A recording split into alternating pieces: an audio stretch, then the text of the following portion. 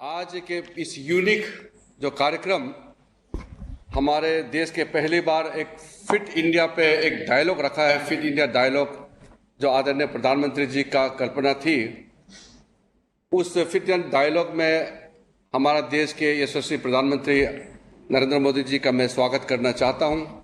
साथ में हमारे देश के कुछ जाने माने फिटनेस इन्फ्लुएंसर अपना अपना क्षेत्र से उभर के आए और बहुत देश में कामयाबी प्राप्त किया और लोगों को प्रोत्साहित किया। ऐसे हमारे फिटनेस इन्फ्लुएंसर्स हैं विराट कोहली, अफशान आशिक, देवेंद्र जजारिया, मिलिंद सोमन, रुजुता दिवाकर, स्वामी शिवधनन सरस्वती जी, मुकुल कनितकर जी अभी लाइव प्रधानमंत्री जी का के लिए जुड़े हुए हैं, उनका भी मैं स्वागत करना चाहता हूं।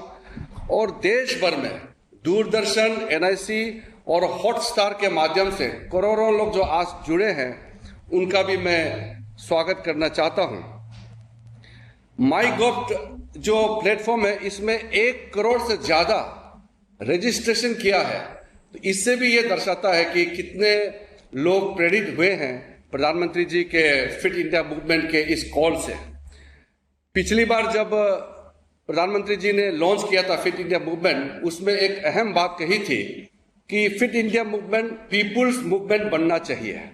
ये लोगों का ड्राइव होने वाला कार्यक्रम होना चाहिए। जो कॉल किया है, मैं आज खुशी के साथ ये कह सकता हूं कि ये पीपुल्स मूवमेंट बनते जा रहा है। और पिछले 1 साल में बहुत सारा कार्यक्रम इस देश में हुआ है जो हमारे फिटनेस को एक नए स्तर तक लेके गए हैं। तो इस चीज़ को आगे ले जाने के लिए हमारे मंत्रालय ने एक फिटनेस प्रोटोकॉल तैयार की है और उस फिटनेस प्रोटोकॉल में 3 एज कैटेगरी बनाया है, जो 5 साल से 18 साल, 18 से 65 और 65 साल से ऊपर के लिए एक फिटनेस अप्रोप्रिएट एप्स बनाया है और किताब प्रिंट किया है, जिसको WHO ने भी बहुत ही अप्रिशिएट किए हैं। तो सबसे पहले मैं आदरणीय प्रधानमंत्री जी से जो फिटनेस प्रोटोकॉल तैयार की है, उसको लॉन्च करने के लिए मैं आदरणीय प्रधानमंत्री जी को निवेदन करना चाहता हूं।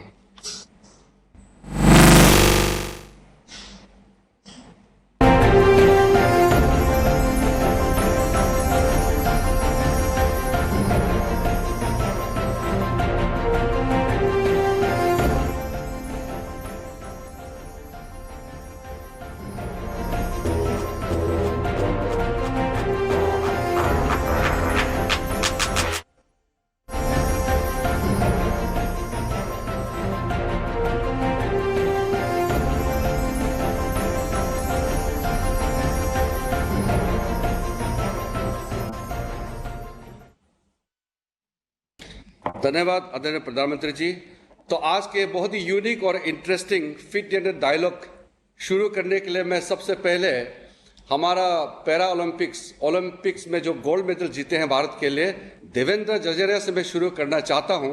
तो मैं अनुरोध करता हूं देवेंद्र जी, आप अपने फिटनेस कार्यक्रम और आपका जो जीवन में क्या क्या आपका एक्सपीरियंस है वो शेयर करते हुए आज के जो प्रधानमंत्री जी के साथ डायलॉग करेंगे, वो आपसे शुरू करने के लिए मैं आमंत्रित करना चाहता हूं।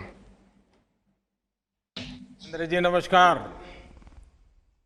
प्रधानमंत्री जी नमस्कार, प्रणाम।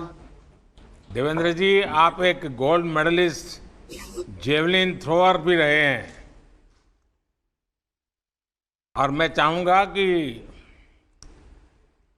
शरीर में तकलीफ होने के बावजूद भी आप अपने फिटनेस रूटीन को जिस प्रकार से मेंटेन किया है और जिस प्रकार से आपने दुनिया में भारत का झंडा फहराया है, तो जरूर आपसे देश कुछ सुनना चाहेगा और मैं भी सुनना चाहूंगा।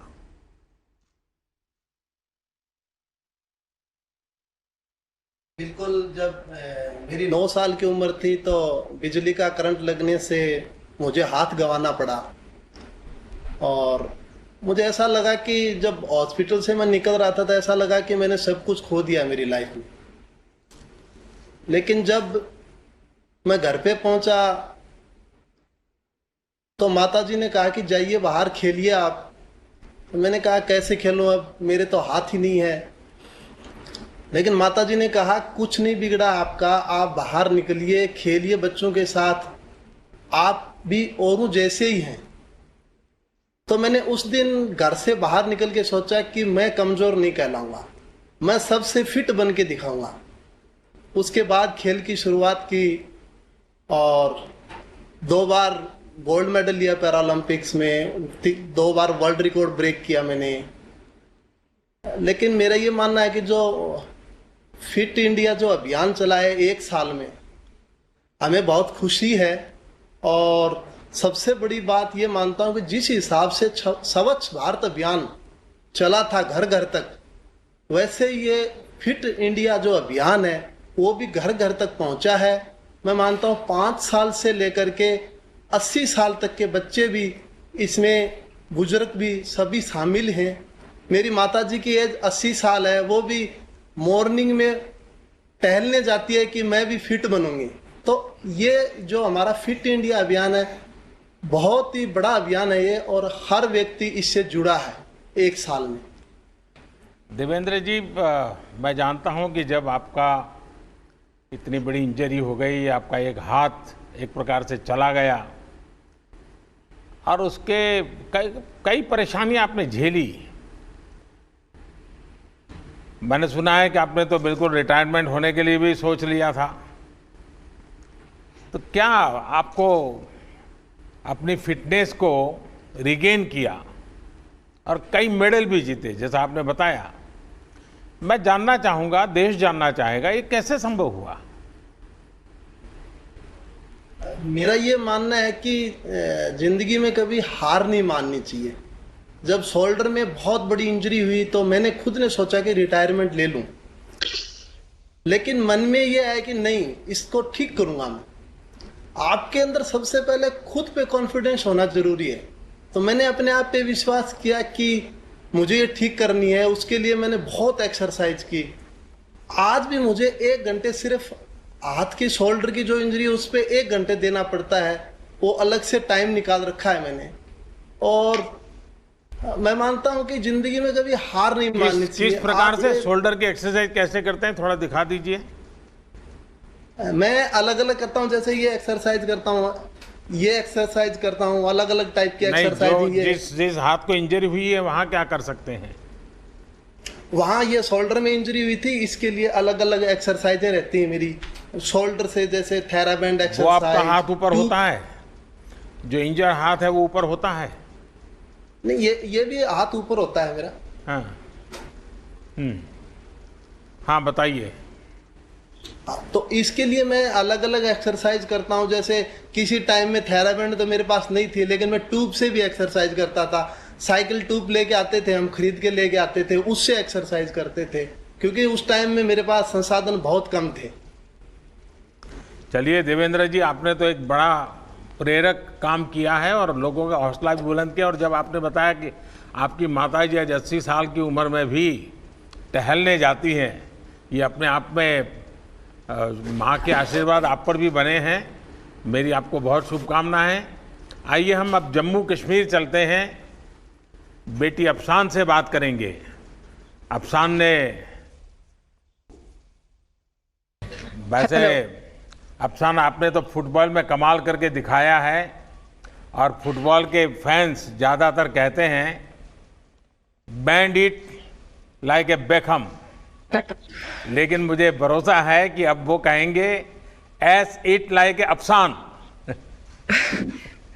Thank you so much sir, thank you so much. मुझे यहाँ पे अपनी बात कहने का मौका दिया, मुझे इतने बड़े प्लेटफॉर्म पे लेकर आए आप। मुझे बहुत ही खुशी होती है कि मैं अपने जम्मू एंड कश्मीर स्टेट को रिप्रेजेंट करती हूँ। बिकॉज मैं अभी बेसिकली जम्मू कश्मीर से हूँ, बट मैं मुंबई के पीफा क्लब में खेलती हूँ एज अ गोलकीपर। तो मुझे बहुत खुशी होती है कि जब मेरे घर वालों ने मुझे सपोर्ट नहीं किया था, तब मैंने वो डिसीजन लिया कि नहीं, मुझे थोड़ा बहुत अपनी फैमिली के साथ, अपने सोसाइटी के साथ स्ट्रगल करके इस चीज़ को आगे बढ़ाना चाहिए, ताकि हमारी सोसाइटी में भी थोड़ा चेंज आए। वो लड़कियों को आगे देखना चाहिए, जो आजकल बहुत ज़्यादा हो रहा है। मैं जब भी बाहर जाती हूँ तो लड़कियों को एक्सरसाइजेस करते हुए, वॉक करते हुए या ग्राउंड में देखती हूँ, तो मुझे बहुत ही खुशी होती है कि हमारे JNK स्टेट की लड़कियां भी आगे आ रही है, not even Jammu and Kashmir, all over country जितनी भी लड़कियां उनको आगे आना चाहिए, ना कि पीछे रहना चाहिए। हमें अपनी बात हर किसी के सामने रखनी चाहिए और खुद को फिट रखना चाहिए, जो बहुत ही बड़ी बात है, क्योंकि एज अ संसार में बोला जाता है कि औरत पे बहुत सारी चीज़ें डिपेंड करती है, जैसे औरत माँ होती है, बेटी होती है, किसी की बहू भी बनती है, तो उसको बहुत सारी चीज़ों से गुजरना पड़ता है। तो उस चीज़ के लिए एक लड़की को फिट रहना बहुत ज़रूरी है। मैं बताऊं जी, आपने जिस प्रकार से अचीव किया है, एक कश्मीर की बेटियों के लिए, देश के लिए भी एक इंस्पिरेशन है, लेकिन कश्मीर की बेटियों के लिए आप एक बहुत बड़ा इंस्पिरेशन बन गई हैं। और आपने खुद ने तो तपस्या की है, लेकिन कई बच्चियों को जीवन में कुछ कर दिखाने के लिए आपने उनको इंस्पायर किया है, इसलिए आप सचमुच में बधाई के पात्र हैं। और मुझे विश्वास है कि आपको फॉलो करके देश भर में लड़कियां जरूर आगे आएंगी और आगे तक जाएगी। लेकिन आप तो गोलकीपर के रूप में भी काम करती हैं। जी सर, मैं एज अ गोलकीपर मेरा पोजीशन है। तो फिर तो आपको सिर्फ फिजिकल नहीं, थोड़ा मेंटल मुझे अलर्टनेस भी करना पड़ता होगा। फिजिकल और मेंटल और फ्लेक्सिबिलिटी पे ज़्यादा ध्यान देना पड़ता है, क्योंकि एज ए कीपर मुझे बहुत सारे जंप्स, डाइव्स वगैरह करने पड़ते हैं, तो मुझे उस चीज़ के लिए खुद को बहुत ज़्यादा फिट रखना, अपने बॉडी वेट को मेंटेन करना पड़ता है, ज़्यादा ना हो कम ना हो, ताकि मैं जब भी हम गोल पोस्ट पे खड़े होते हैं तो कीपर एक ऐसा इंसान होता है जो पूरा मैच देख रहा होता है, हर एक प्लेयर पे उसकी नज़र रहती है। तो कीपर पे आई गेस मुझे लगता है 60% गेम डिपेंड रहता है, वो पूरा अपनी टीम को चलाता है। तो कीपर का फिजिकली फिट रहना ज़रूरी नहीं, मेंटली फिट रहना भी बहुत ज़रूरी है। आप इसके लिए जो करती हैं कुछ बताओगी, ताकि हमारे देश के नौजवानों को आपका रूटीन कैसे होता है, कैसे करती हैं आप, थोड़ा सा उनको गाइड करिए। मैं मोस्टली मॉर्निंग सुबह 5:30 ग्राउंड जाती हूँ, ग्राउंड पे अपना वर्कआउट स्टार्ट करती हूँ। मॉर्निंग में 5:30 उठ के पहले मेडिटेशन करती हूँ, ताकि अपना माइंड कूल एंड काम रख सकूँ। मैं जो हमारे MS धोनी है, कैप्टन है इंडियन टीम के, एक्स कैप्टन रह चुके हैं, तो मैंने उनसे बहुत कुछ सीखा है, क्योंकि वो बहुत ही कामली काम करते हैं। As a captain, as a player, he is very calm, और मुझे उनकी वो जो कामनेस है खुद में लाना बहुत अच्छा लगता है, कि जैसे वो कामली काम करते हैं अपनी लाइफ में, हर एक को अपनी लाइफ में वैसे ही कामली काम करना चाहिए। अपने मेंटल स्ट्रेस को ज़्यादा हाई नहीं करना चाहिए, अपने मेंटल स्ट्रेस को बैलेंस रखना चाहिए, ताकि जो दिन भर के काम होते हैं वो ईजिली और स्ट्रेस फ्री कर सके। देखिए, आजकल बच्चे फिजिकल एक्टिविटीज़ में शामिल होने के बजाय 24 घंटे स्क्रीन के सामने ही ज़्यादा समय बिताते रहते हैं। प्रत्येक राज्य में फिट रहने की अपनी स्थानीय परंपरा रही है। अपना भले आज इस फुटबॉल को लेकर के आप मुंबई में आप काफ़ी कुछ समय बिताती हैं, लेकिन हर एक राज्य की अपनी एक विशेषता होती है फिटनेस की। कश्मीर में वेदर भी हमेशा अनुकूल नहीं होता है, बहुत ही विपरीत रहता है। तो ऐसे में आप वहाँ की कौन सी ऐसी पारंपरिक चीज़ें हैं जो वहाँ के बच्चों के जीवन में, क्योंकि मैंने देखा है खेल कूद में कश्मीर के बच्चे शानदार है जी, अद्भुत है। ये नेचुरल फिटनेस में वहाँ क्या ऐसे तौर तरीके हैं? मोस्टली हम एक हाई एल्टीट्यूड पे रहते हैं, तो यहाँ पे जो ब्रीदिंग का जो प्रॉब्लम होता है, जब हम बाहर जाते हैं, दूसरे स्टेट्स में खेलने जाते हैं, तो हमें वो ब्रीदिंग प्रॉब्लम नहीं होता। हमारा स्टेमिना जो होता है वो बहुत ही ज़्यादा अच्छा होता है उस लेवल के लिए जो हम यहाँ पे ट्रेनिंग करते हैं। और मैं वैली से बिलोंग करती हूँ, सब बोलते हैं पैराडाइज ऑन अर्थ है, तो डेफिनेटली पूरे चारों तरफ हमारी ग्रीनरी होती है जो हमें बहुत हेल्प करती है ब्रीथ करने में, हमें फ्रेश एयर मिलती है। That's very important for to breathe, कि हमें फ्रेश एयर मिलनी चाहिए, तो वो बहुत हेल्प करती है। और हमारे जो माउंटेन्स है, ऑल हमारे जो सराउंडिंग है माउंटेन से भरे पड़े हैं, तो डेफिनेटली उन चीज़ों से हमें बहुत हेल्प मिलती है। डेफिनेटली यहाँ पे ट्रैकिंग का बहुत ज़्यादा, बच्चे ट्रैकिंग को बहुत दिलचस्पी लेते हैं ट्रैकिंग में, क्योंकि माउंटेन्स है, उन चीज़ों से हमें बहुत हेल्प मिलता है। और हमारी जो मोस्टली जो होती है मन की शांति के लिए नेचर होना बहुत ज़रूरी है। अफसान, आपको बहुत शुभकामनाएं और आप देश का भी नाम रोशन कीजिए और हमारे कश्मीर का नाम भी रोशन कीजिए। बहुत बहुत बधाई आपको। Thank you so much sir. आइए मिलिंद जी से बात करते हैं।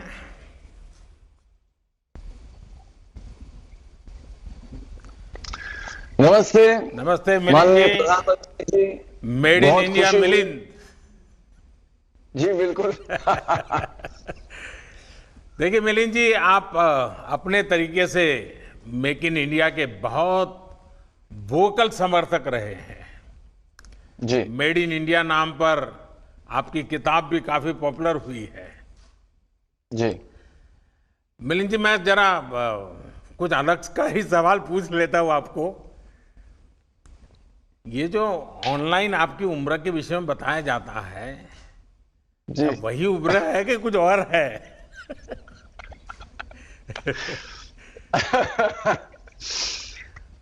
लोग मेरे हिसाब से पहली बात तो मैं ये कहना चाहूंगा, ये फिट इंडिया मूवमेंट जो बनाया गया है ये तो बहुत जरूरी है और बहुत ही अच्छा काम कर रही है। हमारे देश में ऐसा ट्रेडिशन और कल्चर नहीं है कि सबको फिट रहने के लिए एक एफर्ट करना जरूरी है, मेहनत करना जरूरी है। अभी लोगों के समझ में आ रहा है कि हेल्थ के लिए और फिट रहने के लिए एक मेहनत करने की जरूरत होती है।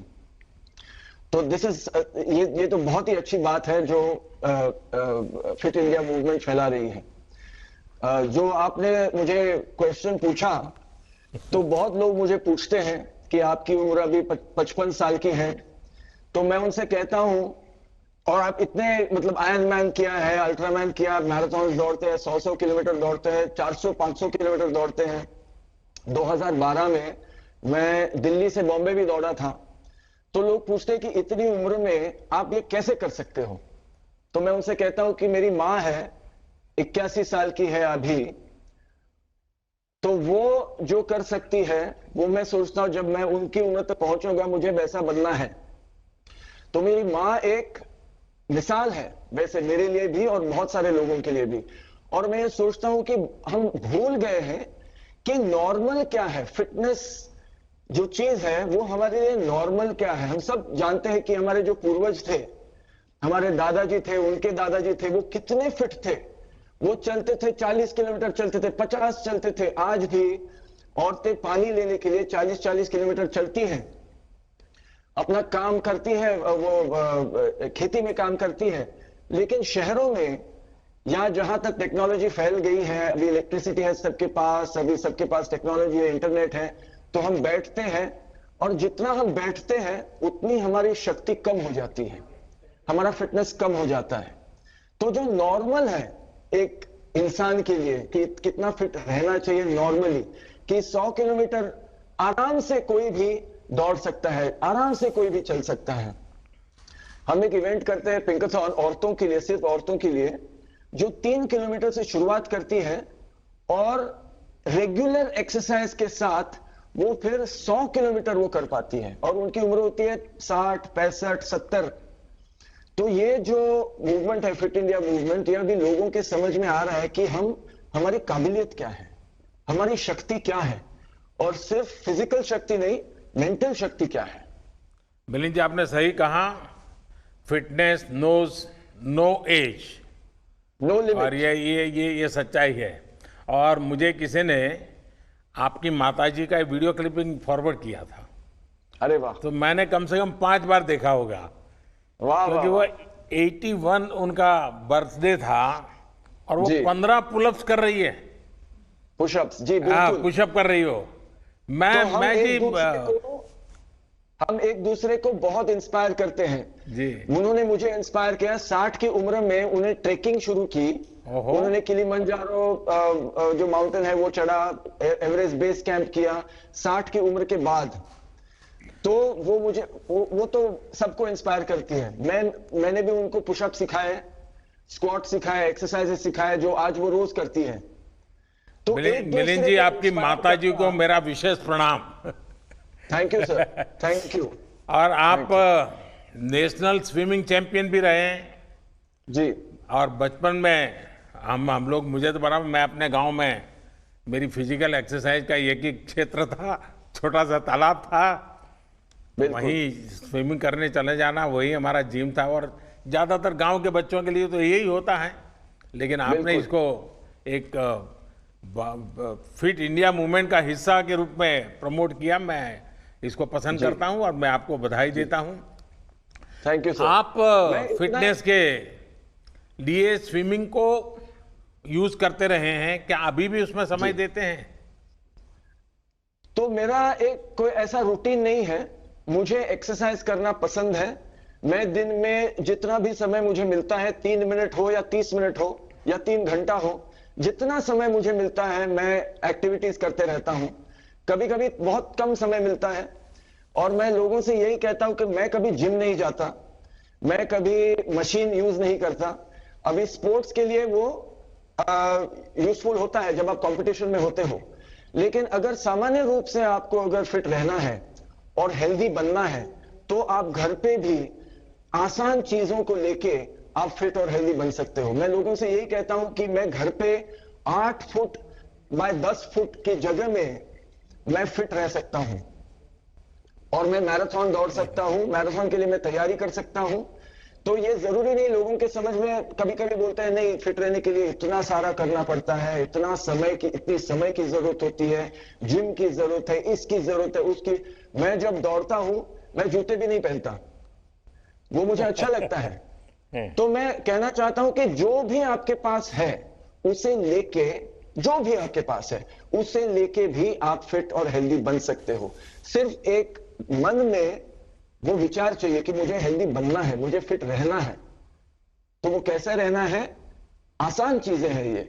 बहुत लोग हमें कहते हैं कि नहीं आसान नहीं है, ये करना होता है, वो करना होता है।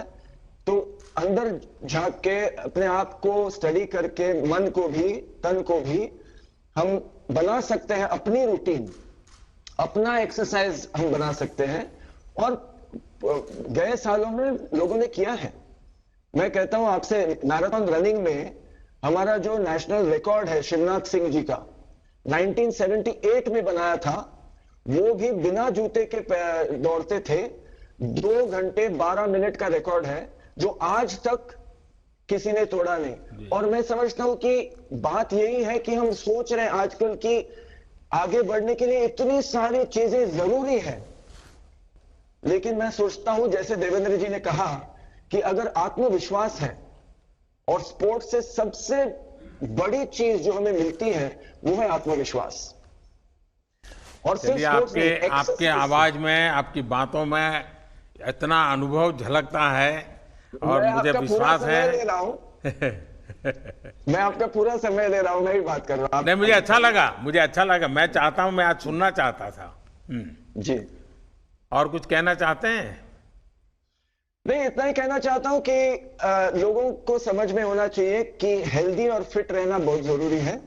कितना फिट रहना है वो सबके विचार के ऊपर है। अगर आप मैराथन के लिए फिट रहना चाहते हो, आप पर्वत चढ़ने के लिए फिट रहना चाहते हो, आप सामान्य जीवन के लिए फिट रहना चाहते हो, तो आपको क्या करना चाहिए वो आपको जानना जरूरी है।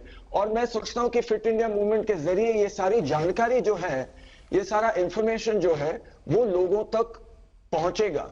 और आपने जैसे ये लॉन्च किया है एज अप्रोप्रिएट फिटनेस प्रोटोकॉल्स, इसके बारे में मैं कहना चाहता था। हमारे जो बुजुर्ग लोग हैं भारत के, जो मास्टर्स में भाग लेते हैं, इंटरनेशनली मास्टर्स कंपटीशन में भाग लेते हैं, 60, 70, 80, 90, 100 की उम्र में इंटरनेशनल कॉम्पिटिशन जो मास्टर्स कहते हैं उसमें भाग लेते हैं और गोल्ड मेडल जीतते हैं भारत के लिए। तो अगर हम रिकॉग्नाइज करें तो आम लोगों के समझ में आएगा कि 40 की उम्र में जिंदगी खत्म नहीं होती, जिंदगी की शुरुआत हो सकती है 40 की उम्र में, 50 की उम्र में, 60 की उम्र में, 70 की उम्र में। जो पिंकाथॉन मैंने कहा आपसे इससे पहले, जो एक इवेंट हम करते हैं औरतों के लिए, उनकी फिटनेस बढ़ाने के लिए, उसका मैस्कॉट है एक हमारी औरत जो पंजाब की है, मन कौर, आप तो जानते ही होंगे उनको। वो 104 साल की है। मिला हूं उनको। उन्होंने मिला है, बिल्कुल, मैंने देखे हैं फोटो, उन्होंने दिखाया है मुझे फोटो कि उन्होंने रनिंग की शुरुआत की 93 की उम्र में। तो ये जो कहानियां हैं जो भारत कर सकते हैं, बुजुर्ग लोग बहुत इंपॉर्टेंट है कि वो क्या कर रहे हैं आजकल, स्पोर्ट्स में क्या कर रहे हैं, एक्सरसाइज में क्या कर रहे हैं, क्योंकि वो तो पहले के जमाने के हैं, उनको जिम नहीं, सप्लीमेंट्स नहीं, एनर्जी ड्रिंक नहीं, कुछ नहीं लगता। मिलिंद जी, पता आपको है- ढेर सारे लोग ढेर सारे सवाल भी पूछते होंगे, आपके मन में भी पूछते कई सवाल खड़े होते हुए है ना। आपके लिए एक सवाल है, मेरे लिए मेरा एक आपके लिए सवाल है। एक मेंटल चीज है। अभी हम देखते हैं कि जो भी हम करना चाहते हैं लाइफ में, अक्सर लोग ऐसे भी होते हैं जो हमें पीछे रखते हैं, बोलते हैं कि नहीं नहीं ऐसा मत करो, वैसा मत करो, ये नहीं होगा, तुमसे नहीं होगा, या ये बहुत गलत है, तुम ये नहीं ना, ऐसे बहुत लोग होते हैं। और जैसे हम अभी सोशल मीडिया पे हैं तो बहुत सारे लोग और लोग कहने वाले हैं कि ऐसा मत करो, ऐसा मत करो, तुम बहुत बुरा कर रहे हो, ये कर रहे हो। कभी बोलते हैं कि अच्छा भी कर रहे हो, बहुत लोग करते हैं बुरा कर रहे हो। तो ऐसे समय में अभी आपके लिए भी बहुत होगा, मेरे लिए है, जैसे आप फेमस भी होते हो, किसी पोजीशन पे भी होते हो, तब और भी लोग आपको कहते हैं, मन में बहुत उसका प्रेशर होता है कि लोग मुझे बहुत बुरा कह रहे हैं, अच्छे भी कहते हैं, बुरा भी बहुत कहते हैं, तो उसको आप हैंडल कैसे करते हो? देखिए मिलिंद जी, Mentally- आपने बड़ा अनोखा सा सवाल पूछा है। हमारे यहाँ कहा जाता है, निंदक नियरे राखिए, आंगन कुटी छवाए, जी बिन पानी साबुन बिना निर्मल करे सुभाए। देखिए, किसी भी काम को खुद के लिए नहीं करते, निजी स्वार्थ के लिए नहीं करते, हम पूर्ण समर्पण भाव से एक डिटैचमेंट के साथ जब करते हैं, सर्वजन हिताय सर्वजन सुखाय काम करते हैं, और अच्छा काम भी मोह भाव के बजाय कर्तव्य भाव से करते हैं, तो मेरा अनुभव है कि तनाव नहीं आता है, ऊपर से ऊर्जा आती है, नया करने की जी। ऊर्जा आती है। उसी जी। प्रकार से मुझे लगता है कि प्रतिस्पर्धा को हमने टांग खींचना नहीं मानना चाहिए। मैं समझता हूं प्रतिस्पर्धा एक तंदुरुस्ती की निशानी है, एक सोचने का तरीका है, जी पर यह तंदुरुस्ती तब अनुभव होगी जब हमारा ध्यान खुद से प्रतिस्पर्धा पर होगा। जी और मैं मानता हूं कि हर किसी ने अपनी लकीर बड़ी करने पर ध्यान केंद्रित करना चाहिए, दूसरे की लकीर कम करने में समय बर्बादी नहीं करना चाहिए। बिल्कुल बातें बिल्कुल। चलती हैं, चलती रहेगी। जी। चलिए मिलिंद जी, एक मुझे बहुत आपका अच्छा एक- लगा आज आपसे बात करने का मौका मिला। ठीक, थैंक यू भैया। थैंक यू, बहुत ही बड़ा थैंक यू। आइए रुजुता जी से बात करते हैं, क्योंकि लोगों को लगता है कि फिटनेस का मतलब है खाना पीना। नमस्ते नमस्ते रुजुता जी। नमस्ते honourable Modi ji, thank you very much. यहाँ आके आपके साथ, आप सबके साथ मिलके और खास करके आपके साथ बातें करके बहुत अच्छा लगा। मुझे तो यही लगता है कि थैंक्स टू यू आज दाल चावल घी को अप्रूवल मिल रहा है हर एक घर में। नहीं तो हम पहले यही सोचते थे कि फ्री में अपनी दादी नानी ज्ञान बांट रही है तो उसको क्यों रुजुता सुने? जी, आपका जो ईट लोकल थिंक ग्लोबल का जो मंत्र, मैं समझता हूं आज के लिए तो भारत के लिए बहुत एकदम से मेल खा रहा है, और ये काफी कुछ जो मैं बताता रहता हूं, वोकल फॉर लोकल, और उसको भी एक प्रकार से बल दे रहा है। और बिल्कुल आप तो हमेशा ईट लोकल के मंत्र को लेकर के हमेशा अपनी बात बताती हैं, और लोगों को आपकी बातों में रुचि भी है। तो मैं जरूर चाहूंगा कि आज बहुत बड़ी मात्रा में जब लोग सुन रहे हैं, तो ईट लोकल के पीछे आप क्या कहना चाहती हैं? ईट लोकल के पीछे मैं वही कहना चाहती हूँ जो आपने अब भी कहा कि हमारे यहाँ हमेशा कहा गया है कि सर्वजन सुखाय सर्वजन हिताय। तो जब हम लोकल खाएंगे तो हर कोई अलग अलग खाता है, तो उनके यहाँ का जो खाना है उनके रीजन के हिसाब से जो वहाँ पर बनता है वही लोग खाते। अगर खाएंगे तो वहाँ के फार्मर्स के लिए या वहाँ के लोकल इकोनॉमी के लिए भी अच्छा है, और ओवरऑल अर्थ के इकोलॉजी के लिए भी अच्छा है, और हमारे हेल्थ के लिए तो अच्छा है ही। और ये नहीं होना चाहिए कि जब तक के कोई हैशटैग में हमारे ही खाने को हमारे सोशल मीडिया पर नहीं दिखाता तब तक हम लोग उसकी वैल्यू नहीं करते। जैसे कि घी को देख लीजिए आप। Ghee by the way PM sir, अभी आजकल यूएस में सबसे गूगल्ड वर्ड है how to say ghee, you know that's the most googled word. और हम लोग पहले जैसे हल्दी दूध नहीं पी रहे थे, लेकिन अभी जैसे ही उसको कोई टर्मरिक लाते कहता है या गोल्डन मिल्क तो हम पीने लगते हैं। इसीलिए आपका ये जो इनिशिएटिव है वोकल फॉर लोकल, वो बहुत महत्वपूर्ण है, क्योंकि फिर हम हमारे ही भाषा में हमारे ही खाने को और उसके वैल्यू को पहचानेंगे। देखिए रुजुता जी, मैं कोरोना के माहौल के कारण मैं मेरी माँ से कोशिश करता हूँ हफ्ते में 1-2 बार बात हो जाए। और जब भी मैं माँ से बात करता हूँ तो तुरंत वो मुझे पूछती है कि बेटा तू हल्दी लेता है कि नहीं लेता है। वो तुरंत मुझे पूछती है हल्दी लेता है कि नहीं लेता है। तो आपकी बात सही है। अच्छा, आपका जो फिटनेस का मंत्र है, और मैं समझता हूँ ये मैसेज बड़ी ताकत रखता है। आप कहती है don't lose health, lose weight. जरा समझाइए क्या कहना चाहते हैं आप। मुझे यही लगता है कि हम बहुत बार वज़न कम करने के कोशिश में हेल्थ गवा देते हैं, रात की नींद गवा देते हैं, दिन का चैन चला जाता है, और इश्क विश्क भी नहीं हुआ होता, बस डाइट पे रहते हैं। तो मुझे यही लगता है कि लोगों को ऐसी कोई भी चीज़ नहीं करनी चाहिए जिससे रातों की नींद और दिन का चैन हराम हो जाए। जस्ट नॉर्मल खाना जो हमारे घर पर बनता है, रोटी सब्जी दाल चावल पोहा उपमा नून चाय जैसे कश्मीर में पिया जाता है, हर एक रीजन की हमारे यहाँ पर स्पेशलिटी है। तो अगर घर का खाएंगे, पैकेट में से कम खाएंगे, और अभी 2020 भी चल रहा है, तो मेरे हिसाब से अगर हमारे जो पुरुष वर्ग है वो भी अगर हमारे साथ महिलाओं के साथ घर पर हमारे किचन्स में काम करेंगे, तो हम लोग पैकेट में से कम खाएंगे, अपने ही किचन से ज़्यादा खाएंगे, तो सेहत ऐसी ही बनी रहेगी। डिफ़ॉल्ट में हम लोग अच्छी सेहत बना पाएंगे। तो लेकिन रुजुता जी, एक तरफ फिटनेस, एक तरफ डाइटिंग, सारा माहौल ऐसा बना हुआ है, उस समय अगर आप ईट मोर वाली बात करती है। देखिए, आपकी माँ जी जब आपको ये पूछती है कि आपने हल्दी ली कि नहीं, तभी आपको उन्होंने और एक सीख दी होगी, जो मैं आपको गारंटी देती हूँ कि ये 100% आप दोनों में ये बात हुई होगी।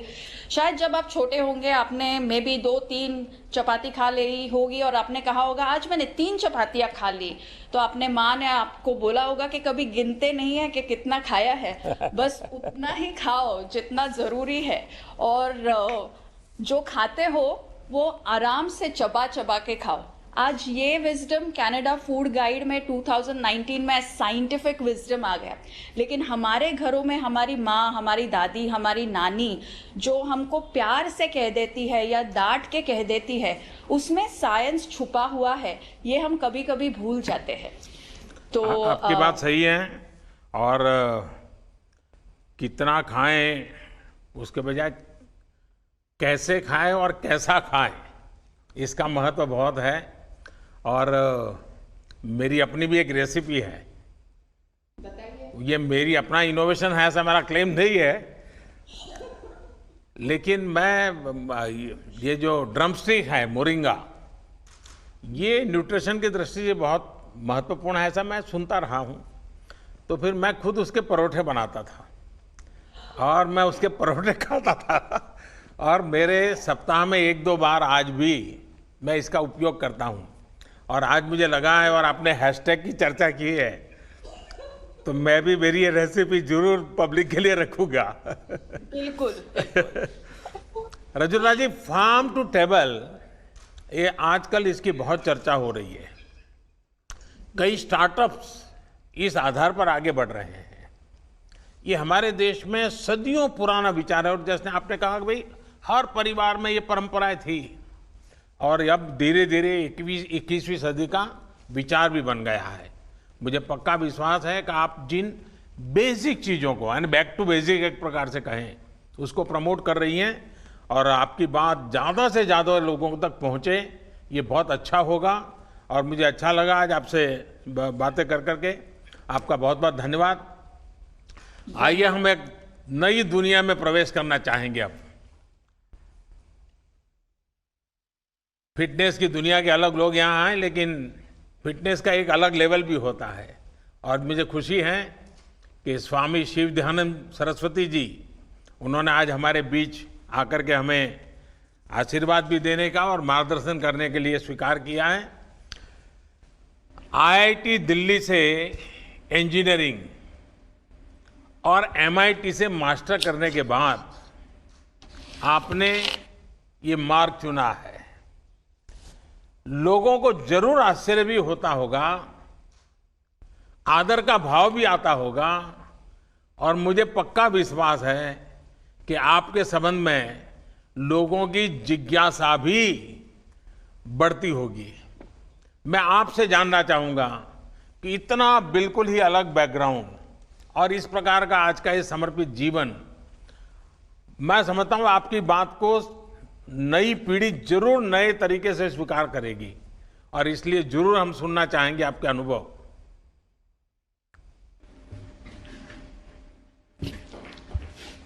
हरिओम तत्सत। हरिओम तत्सत। बिहार योग विद्यालय और योग नगरी मुंगेर के नागरिकों की ओर से माननीय प्रधानमंत्री जी को और इस कार्यक्रम को देख रहे सभी लोगों को हमारा सादर नमस्कार, हार्दिक अभिनंदन। आपने जो प्रश्न किया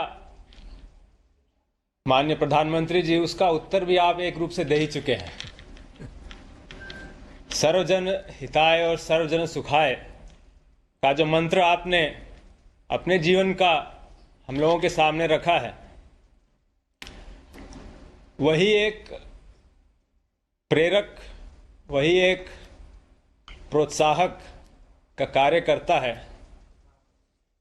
और जीवन में समर्पण का एक क्षण लाता है। अपने बारे में कुछ ज़्यादा कहना तो संकोचजनक होगा। मैं यहाँ केवल अपनी गुरु परंपरा के महान विभूतियों का उल्लेख करना चाहूँगा। उनके जीवन का उल्लेख करूँगा तो मेरे जीवन की बात भी अपने आप ही स्पष्ट हो जाएगी। हमारी गुरु परंपरा प्रारंभ होती है ऋषिकेश के स्वामी शिवानंद जी महाराज से। आप में से कई लोग जानते होंगे, वो मेडिकल डॉक्टर थे, उच्चतम डिग्रियां प्राप्त थी उनको, FRCS की उच्च डिग्री प्राप्त की थी उस जमाने में, और उस समय वो मलाया में काम करते थे और बहुत यश था, नाम था, धन था। लेकिन एक क्षण आया उनके जीवन में जब इस सर्वजन हिताय सर्वजन सुखाय की भावना से प्रेरित होकर मलाया से हिमालय आ गए, दिव्य जीवन संघ की स्थापना की। हमारे परम गुरु जो उनके शिष्य हुए स्वामी सत्यानंद सरस्वती जी, जिन्होंने बिहार योग विद्यालय की स्थापना की थी, वो अल्मोड़ा के रहने वाले थे, कुमाऊं के एक संपन्न जमींदार के पुत्र थे। सैकड़ों एकड़ जमीन थी। 19 बरस की आयु में सब छोड़ के अपने गुरु चरणों में आए और संन्यास्त होकर अपने गुरु आदेश का पालन करते हुए उन्होंने बिहार योग विद्यालय की स्थापना की। उनका गुरु आदेश यही था कि योग को नगर नगर डगर डगर फैलाना है, योग को प्रतिष्ठित करना है, और यही काम स्वामी सत्यानंद जी ने किया। और अंत में हम अपने गुरुदेव स्वामी निरंजनानंद जी की बात करना चाहेंगे। 4 वर्ष की आयु में वो अपने गुरु के पास रहने के लिए आ गए। 4 वर्ष की आयु, जिस समय बच्चे खिलौनों से खेल रहे होते हैं, उन्होंने सब कुछ छोड़ के अपना जीवन समर्पित किया अपने गुरु के काम के लिए, गुरु के मिशन के लिए। ऐसी महान हस्तियों के सामने तो हम किस खेत की मूली हैं। इतना ही कहेंगे कि उन्हीं की प्रेरणा, उन्हीं की शिक्षा को अपने सामने रखते हुए उनके पद चिन्हों पर चलने का एक छोटा सा प्रयास है। योग के माध्यम से जनमानस में हम जितना उत्थान ला सकें, जितनी एक सजगता ला सकें, जिससे लोग अपने जीवन को उत्तम, श्रेष्ठ, योगमय और सुंदर बना सकें, यही एक भाव है जो हमें प्रेरित करता है। स्वामी जी, आपने पुरातन शास्त्र परंपरा और आधुनिक विज्ञान, आप टेक्नोलॉजी से जुड़े इंसान हैं, बड़ा अद्भुत संयोग किया है। आपने आश्रम का एनवायरनमेंट और उसको एकदम से इंस्टीट्यूशनल लर्निंग, यानी एक अद्भुत कॉम्बिनेशन आपने आधुनिक भारत के लिए दिया है। मैं जरूर समझना चाहूँगा कि इतना बढ़िया कॉम्बिनेशन जो आने वाले दिनों में लोगों का ध्यान जरूर उस पर जाएगा, इसके पीछे की थोड़ी कल्पना मैं सुनना चाहूँगा। इसके पीछे की जो विचारधारा है, जो हमको प्रेरित करती है, वो हमारे सभ्यता और संस्कृति की प्राचीन गुरुकुल पद्धति है। गुरुकुल में छोटी उम्र से ही बच्चे आके रहते थे, वहीं गुरु के साथ रहते थे, तो पूरा एक आवासीय माहौल बनता था जिसमें न केवल बौद्धिक शिक्षा प्राप्त होती थी, मुख्य चीज थी कि वो अनुभवात्मक रहती थी। जो चीज़ें केवल सिद्धांत के तौर पर कही जाती थी, अब वो जीवन में उतरने का एक मौका मिलता था। तो हमारे आश्रम में भी यही एक शिक्षण की पद्धति है। हमारे आश्रम में जितने भी सत्र चलते हैं योग प्रशिक्षण के, वो पूर्णतः आवासीय होते हैं, क्योंकि हमारा मानना है कि योग मात्र एक अभ्यास नहीं है, वो एक जीवन शैली है, जीवन जीने की विधा है। और उसको केवल लेक्चर से या सिद्धांतों को सुनकर समझकर पूरी तरह आत्मसात कर पाना संभव नहीं, उसको जीना पड़ता है। और आश्रम वो एक माहौल, एक वातावरण उपलब्ध कराता है कि हम योग के इन सिद्धांतों को अपने जीवन में उतार सकें।